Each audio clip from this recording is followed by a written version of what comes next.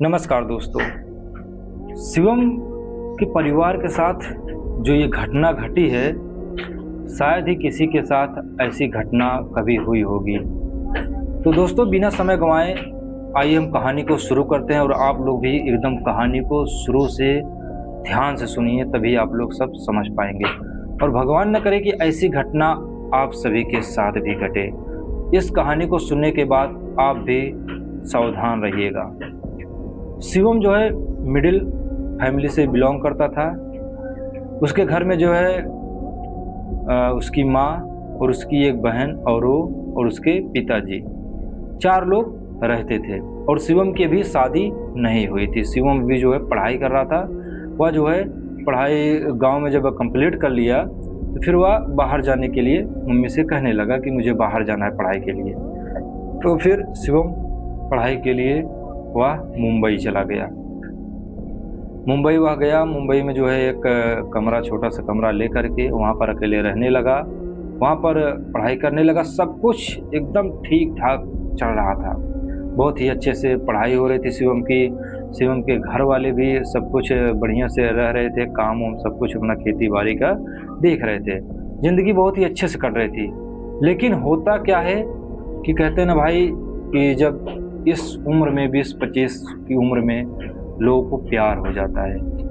और शिवम मुंबई में अकेले था भी, घर का कोई सदस्य भी नहीं था। तो वह पढ़ते पढ़ते जो है उसे एक लड़की से प्यार हो गया, पसंद आ गई उसे एक लड़की।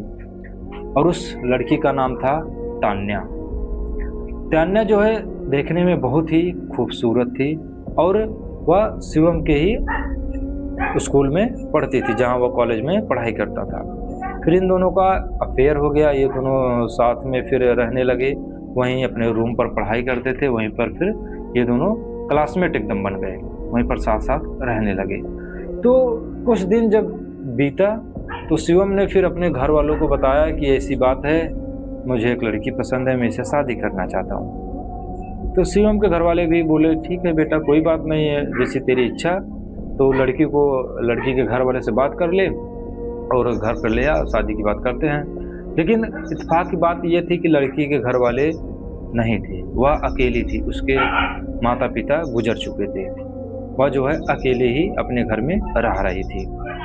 तो फिर क्या करता शिवम, जो है शिवम तान्या को लेकर के पहले अपने गांव चला जाता है। वह गांव अपने जाता है तो उसके मम्मी पापा सब लोग उसे देखते हैं, अपने घर में बिठाते हैं। तो बोलते हैं सब कुछ, फिर बातें होती है शादी वादी की।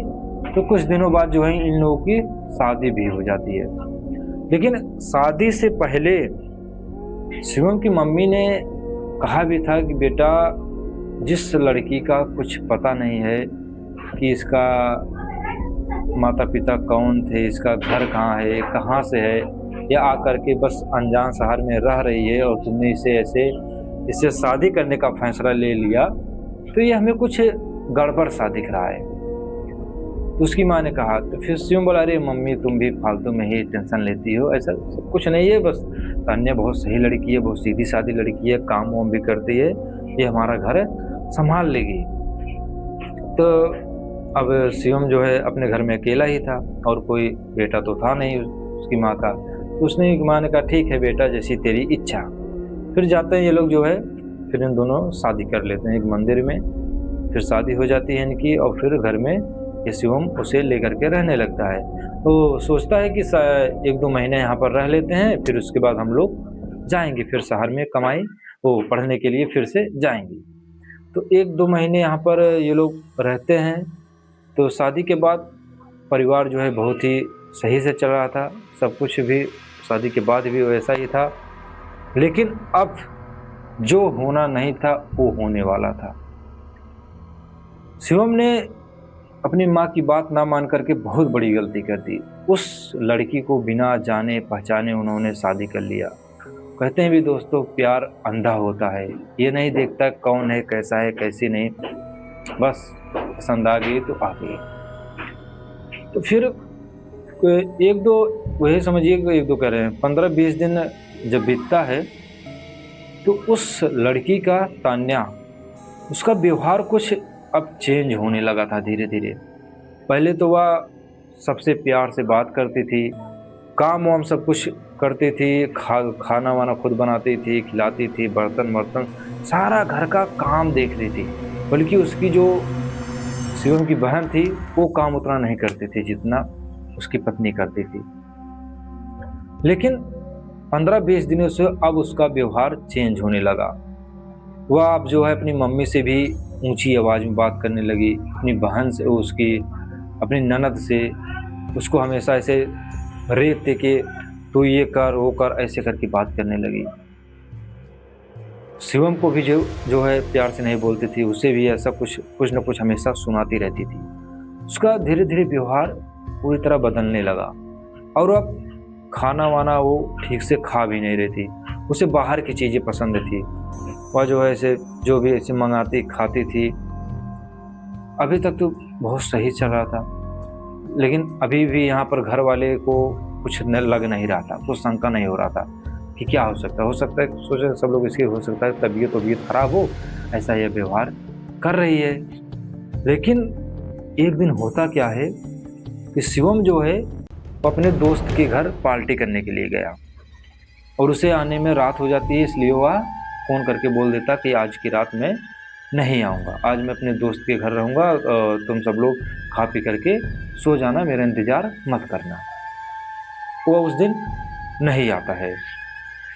फिर रात में जो है सब लोग, उसकी मम्मी और शिवम की बहन और उसकी पत्नी, ये लोग खाना पीना खाते हैं और उसकी पत्नी जो है खाना नहीं खाती है, वो अपने कमरे में लेटी रहती है।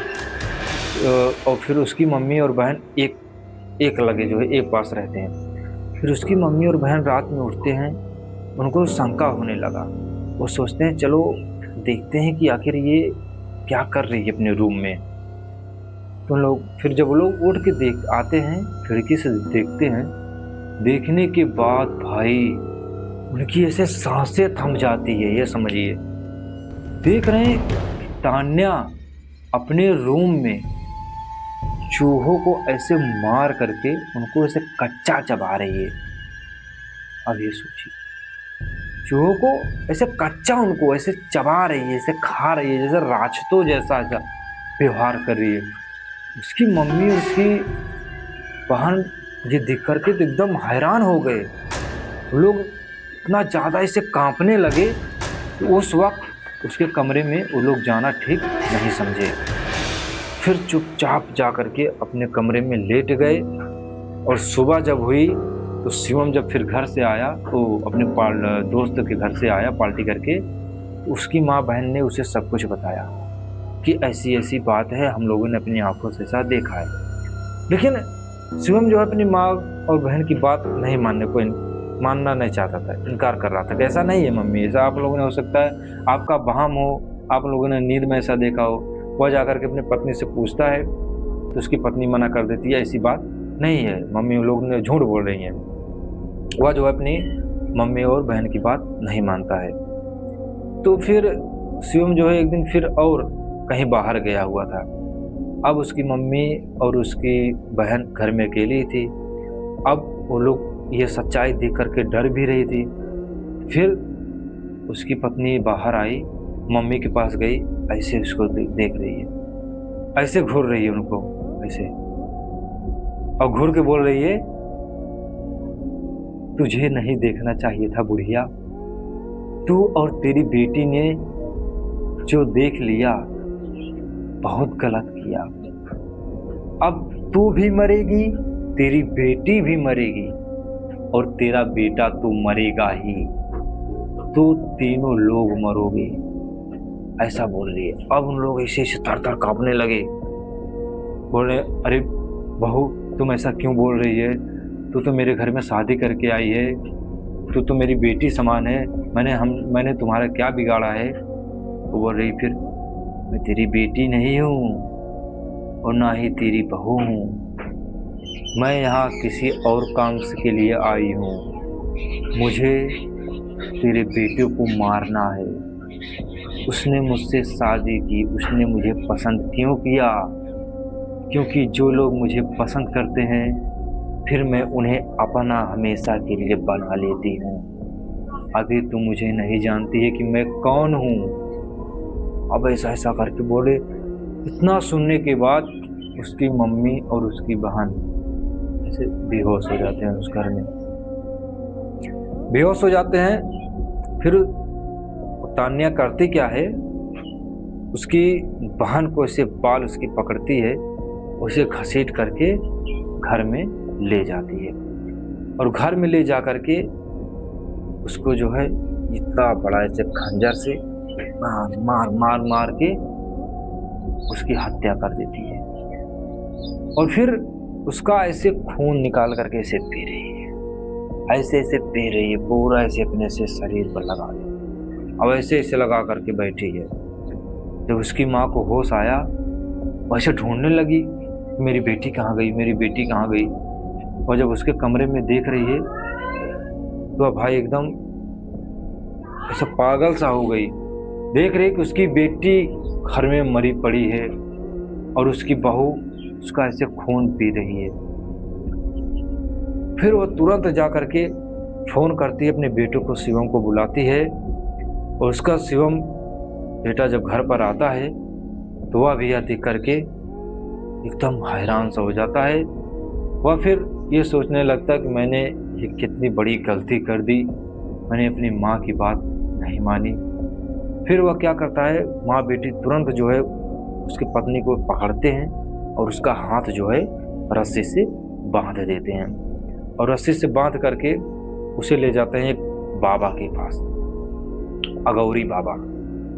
बाबा उसे जब देखता है वह बताता है कि बेटा तूने बहुत बड़ी गलती की, ये कोई साधारण लड़की नहीं, ये एक चुड़ैल है जो ये मर चुकी है और ये दूसरे के शरीर में आ करके ये तेरे साथ ऐसा खेल कर रही है और ये तुझे भी मारने आई थी, तुझे भी अपने साथ ले जाने आई थी। अच्छा हुआ तू इसे मौके पर यहाँ पर ले आया। और वह बाबा को देख करके इसे चिल्ला रही है, मुझे छोड़ दे वरना तू भी मरेगा इन लोगों के साथ, मुझे यहाँ से छोड़ दे, मुझे आज़ाद कर दे। बाबा बोला इतना आसानी से मैं तुझे छोड़ने वाला नहीं हूँ, अगर मैंने तुझे छोड़ दिया तो अभी तक तू इसकी बहन कुमारी है, न जाने कितने लोगों को ऐसे मौत के घाट उतार देगी तू। फिर बाबा जो है अपने तंत्रों मंत्रों से उसे जो है बांध लेते हैं और उस लड़की के शरीर से उसे निकाल देते हैं। और जब उस लड़की के शरीर से निकाल देते हैं तो उस लड़की वहाँ पर, वही लड़की जो है वहाँ पर बेहोश हो जाती है। और जब उसे होश आता है तो वह सब कुछ बताती है कि मेरा कोई नहीं था, मैं जो है मुंबई में अकेले रहती थी, मेरे मम्मी पापा की तत्काल ऐसे मृत्यु हो गई थी और फिर अचानक मेरे साथ ऐसा होने लगा। तो फिर दोस्तों उस दिन के बाद उस लड़की के शरीर से वो आत्मा मुक्त हो गई। लेकिन शिवम की बहन अब इस दुनिया में नहीं रही।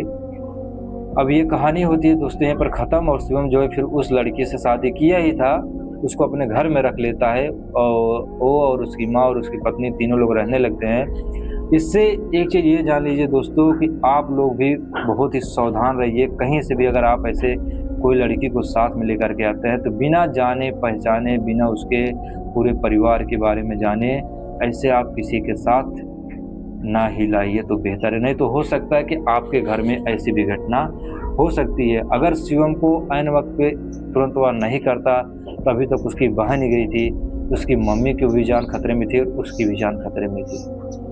तो मिलते हैं दोस्तों बहुत ही जल्द अगले रहस्य के साथ।